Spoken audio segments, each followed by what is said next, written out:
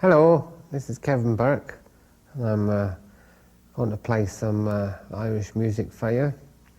I intend to take some of the more popular and more complex tunes, the faster tunes, and try to explain them for you in a way that will make you able to play them as well.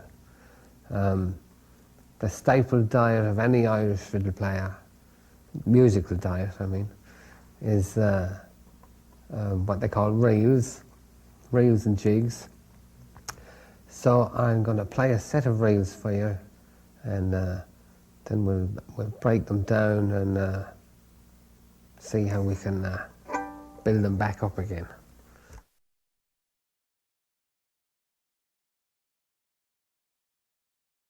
The first two of these tunes come from Donegal, which is up in the northwest of the country, and then the third one comes from a place called Kerry, which is in the southwest of the country.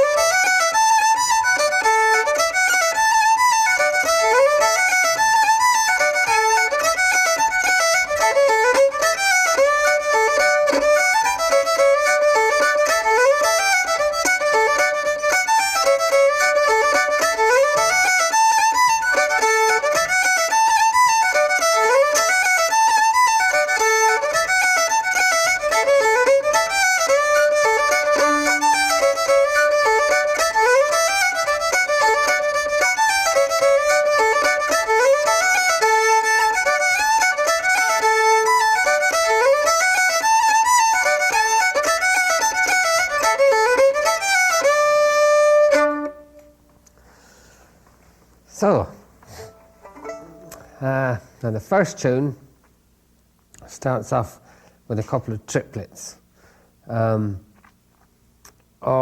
you can substitute rolls for triplets. Like some people would play it like this.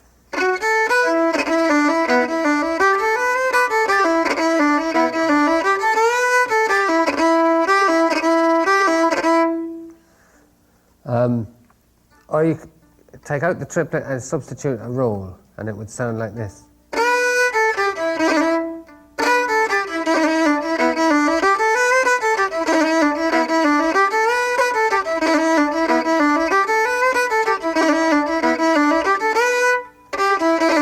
Or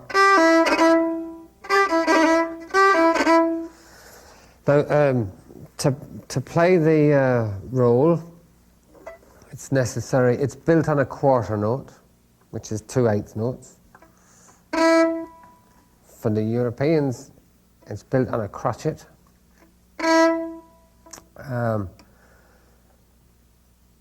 The idea is to hit the string with the finger above the note and then play a little note underneath it. It's not really a note, it's just an interruption of the note that you're actually playing. So that's the first half, and that's the second half. And you cram it all together in the space of a quarter note.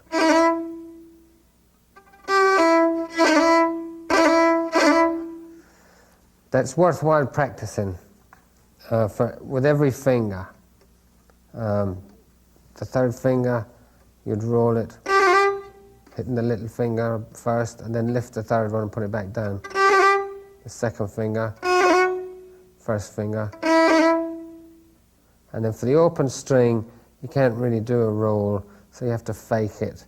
And the bit that you have to fake is the bit underneath. You can't get underneath the open string without going over to the string below, but changing strings will ruin the effect. So you have to hit it twice from above. Once with the second finger and once with the first finger. When you put it together, you have.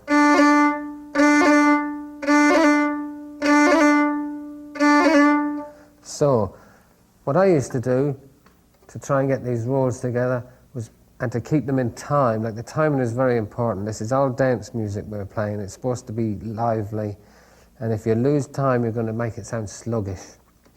So you need to be able to get them pretty brisk, and I used to practice them just by playing like 1, 2, 3, 4.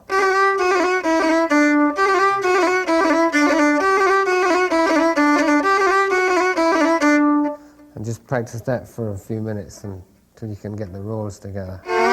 So, that's how you'd start the tune.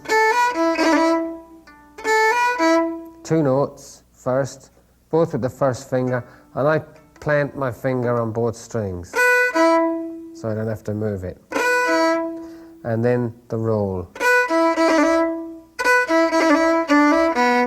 Now, if I was to do a triplet instead, those first 2 notes would be the same. I'd plant my finger on the 2 strings, hold the 2 of them down, play both of them in an up bow, and then very quickly I'd play.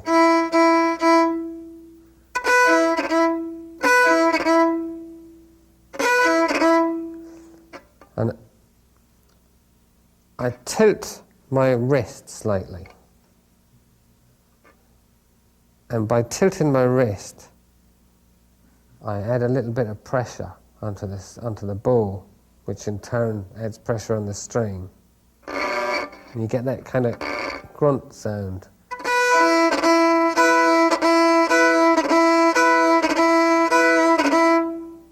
Now, I exert that pressure simply by that twist of my wrist.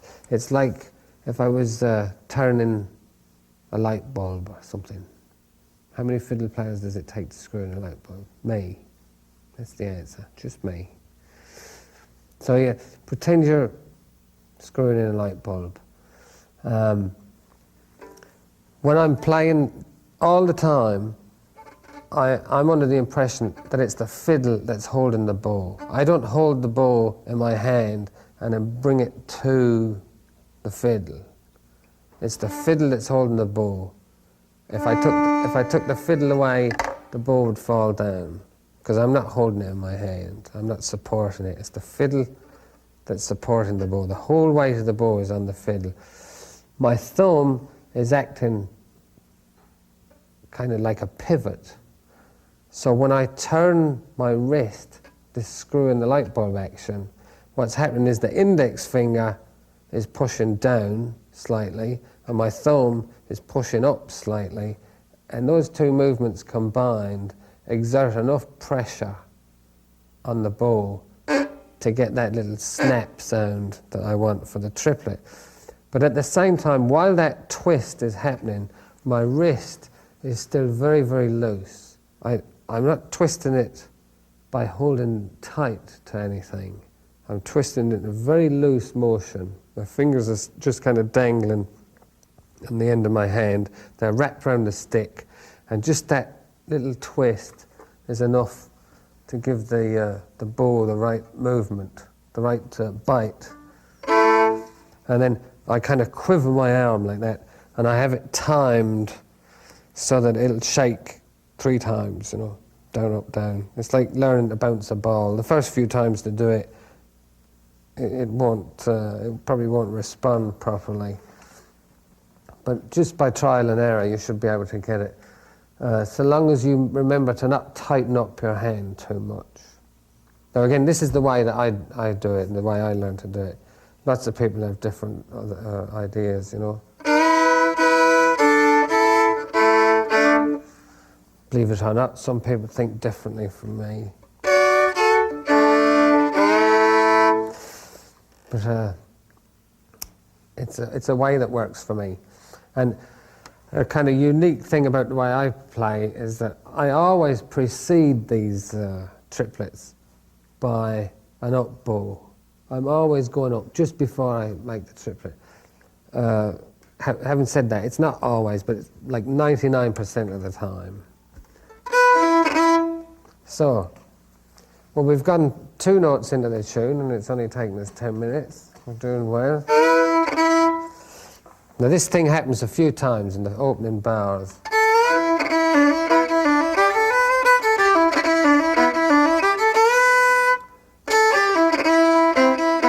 Now that's a little different phrase there.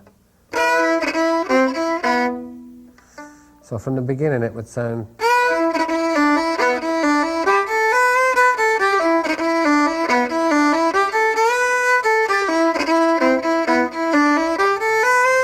and then back to the original one. Or with rolls.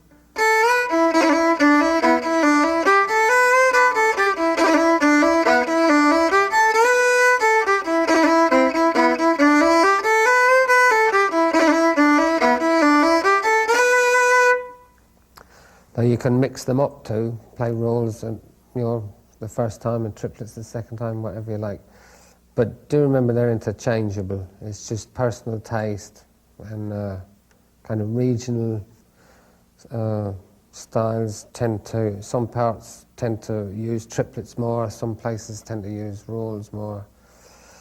But this tune is a good place for practicing both, because the tune starts with work that you're doing on your first finger and it keeps repeating. So you have plenty of chances to get that first finger working if you want to practice your first finger rolls. And also it's good for practicing the bow, because you don't have to think much about your fingers. You can just leave your first finger there and try and practice this bow movement.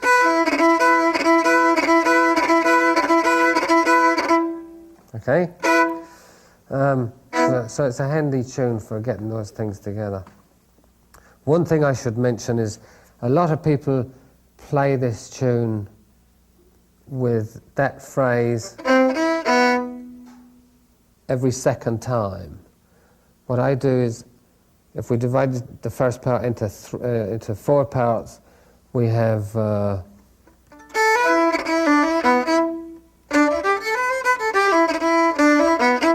that bit twice. And then the third time, I change it there. And then the fourth time, back to the B instead of the C.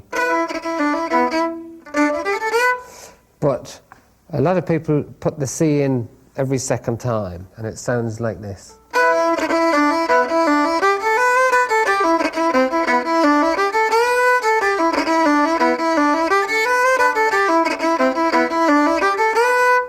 Now personally, I think that squares it up too much. I like just leaving it for the third time. It offsets it slightly. So that's the way I play it. But it's don't be surprised if you hear someone else doing it every second time.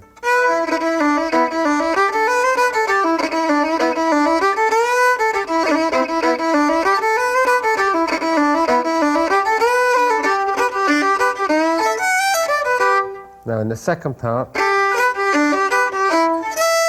you have to play an E and then get over to the high E string.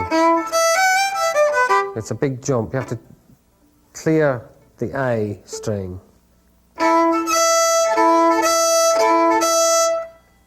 Now if you do hit it, it's not going to be a problem, because it's in the key, you know, that the A note won't sound discordant. But in general, you want to practice being able to skip over one string without making it sound, because sometimes it won't be in the right key, and you don't want to hear it. Now, you can actually make the bow jump, but I don't like the idea of having to take it off the strings and putting it back on. So what I do is pull the bow down, and then when I get to the end of the stroke, while it's stopped, move it over. See, if there's no lateral motion of the bow, you're not going to get any sound. Well, not much. It's only when the bow is moving sideways that you get sound. So when you get to the end of the stroke, if you time it right, you can get over there pretty cleanly. So that's kind of what happens in this tune.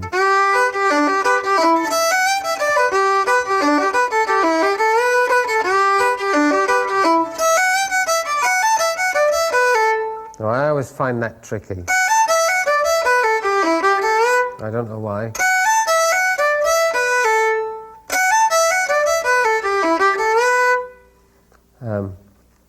I don't know why I find it tricky. Maybe I'm the only person in the world that finds it tricky.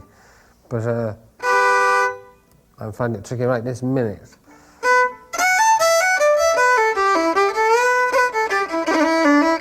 So it's just a little place you should pay a bit of attention and try and get those notes clean. So I'll play the first tune through again.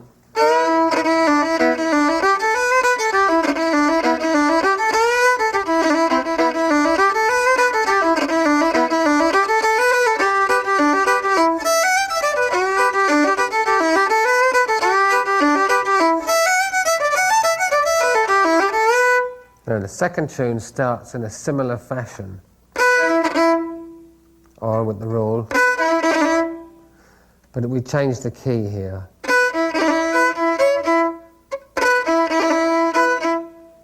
Let's see now.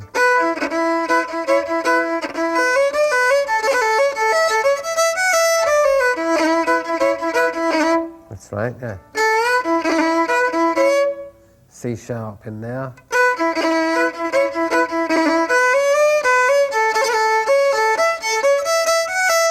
Now here we have the fake roll again.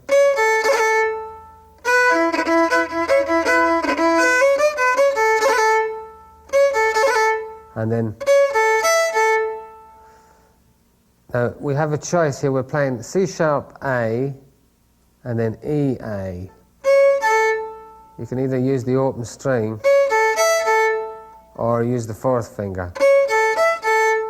Now normally I would use the open string in preference to the fourth finger. That's one of the differences with classical music.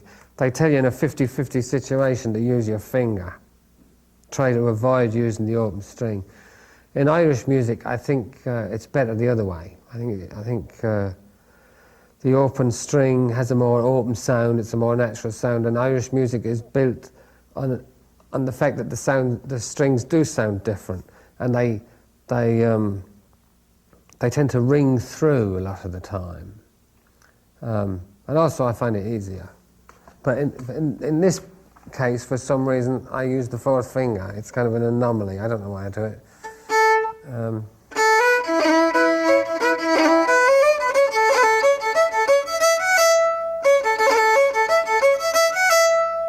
Or if you want to use the open string, which I think sounds better. I must remember to not use that fourth finger anymore. And then carry on.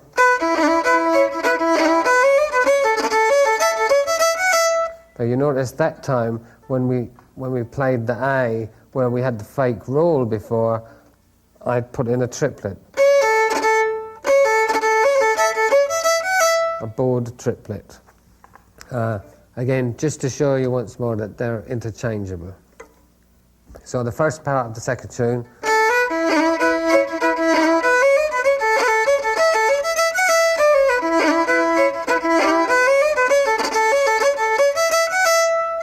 Now the second part goes. Now I tend to slide that first note sometimes.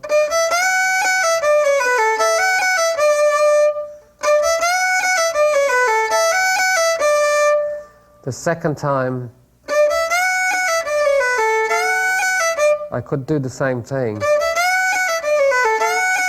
but it sounds monotonous. So I play an E and an F and bow it together. So there's a hint of a slide there.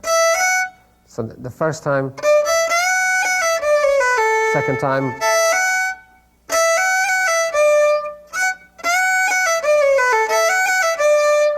Now as you see, there isn't a slide. It's just that I bow them together so they sound like they're part and parcel of the same sound. And I think the influence, like having just heard that F sharp slide up there, when you hear it the second time and there isn't a slide but it's bowed fairly smoothly, your ear thinks it's hearing the same thing, but it's not quite the same thing. So it just doesn't sound as monotonous as doing the same thing twice. I find that kind of boring. So I slide it the first time, then the second time just slur the two notes.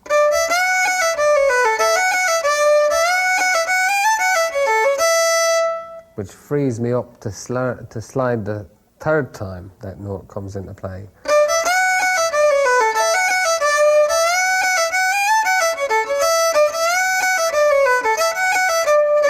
Now I sometimes play that D twice.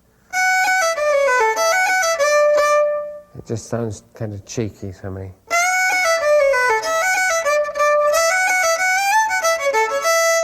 So that twice on that D is something to not do all the time. Normally I'd play it. I'd just hold it there.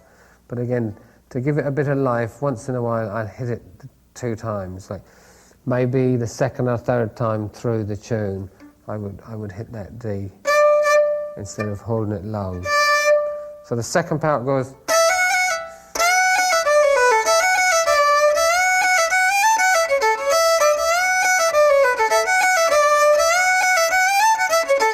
And back to the first part.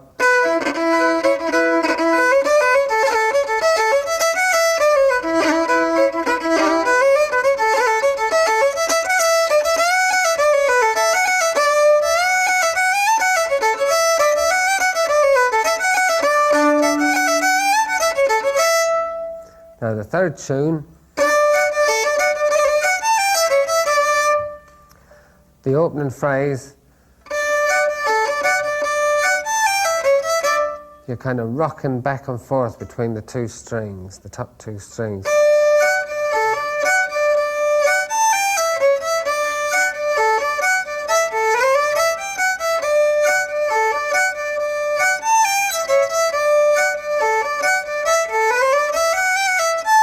So that note, F sharp, it keeps ringing through, almost like a drum beat through the tune.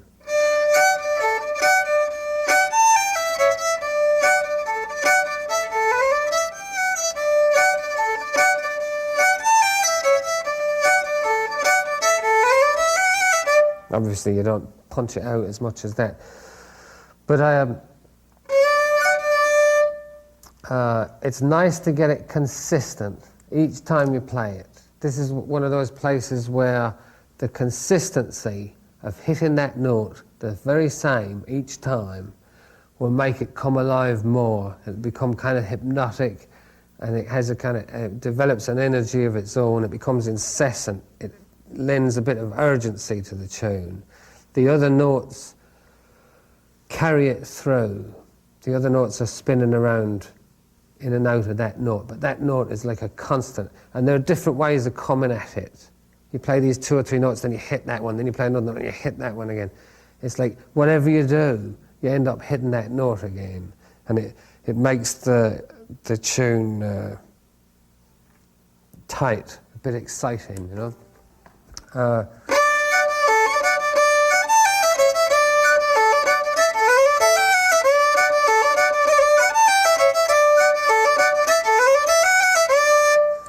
Now, I think it's a good idea to not deliberately punch it out. If you just play it cleanly, it'll come out on its own.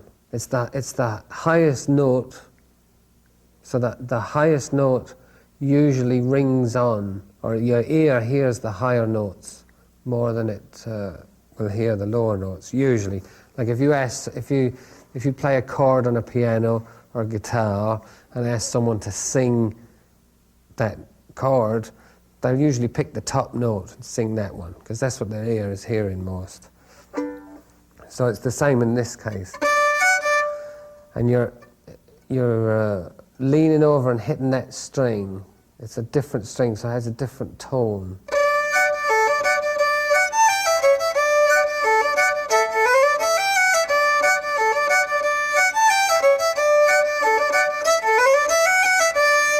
So don't work it hard, it'll come out on its own. Just make sure you hit it nice and clean, so you can allow it to come out on its own.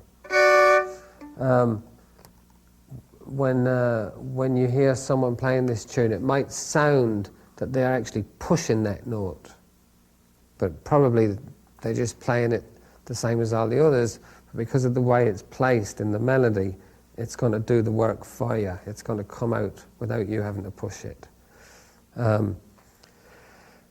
There's a D that I pretty consistently roll. That one.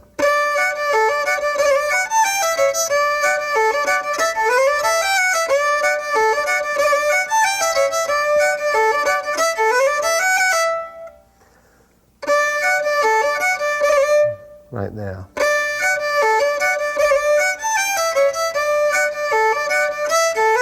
And I usually put in that triplet there. It's just straight up, and then there's one up there which is coming down. So that phrase would be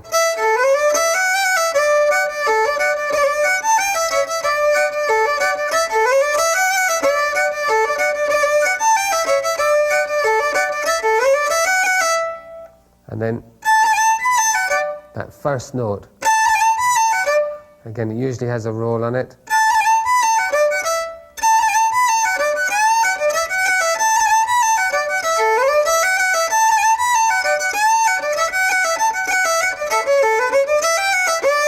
This part has that note A keeps coming in.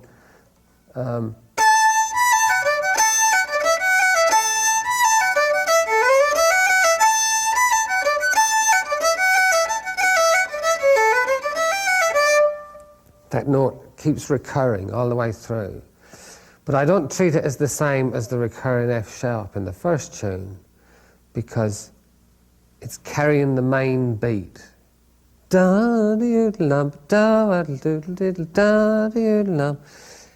It's not as, it's too bold. The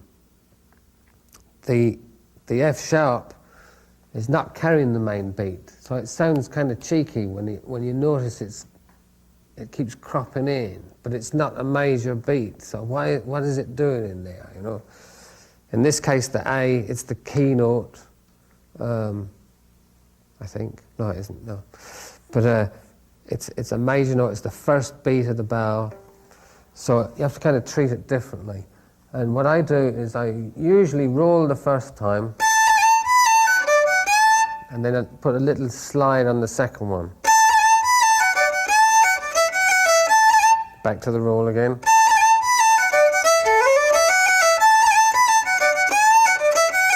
And then the last time it's a short A, and it's part of a run down.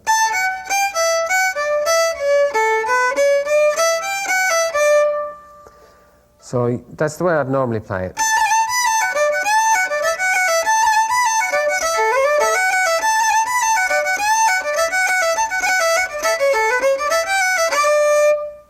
but something you want to do, you probably want to do, especially if you're playing with a bunch of musicians, is add a bit of weight to that note. And the simplest way is to just play it as a double stop.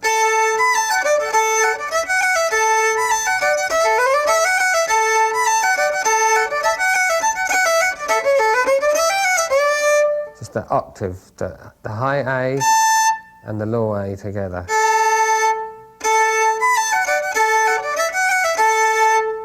So,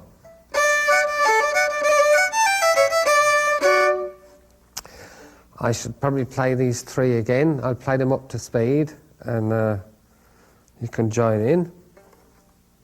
Hope you're in tune. I'll give you a couple of notes. There's my A, there's the E, there's the D, and there's the G. So, that's the first one. 3, 1, 2, 3.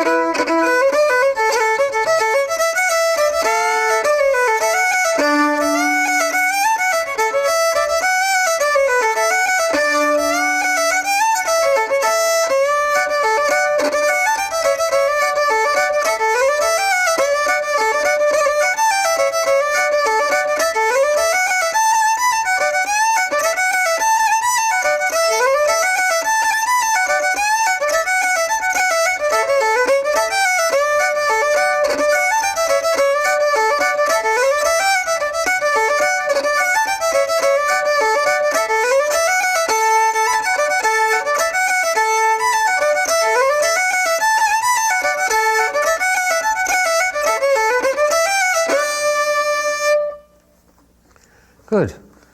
So I hope you enjoyed those tunes.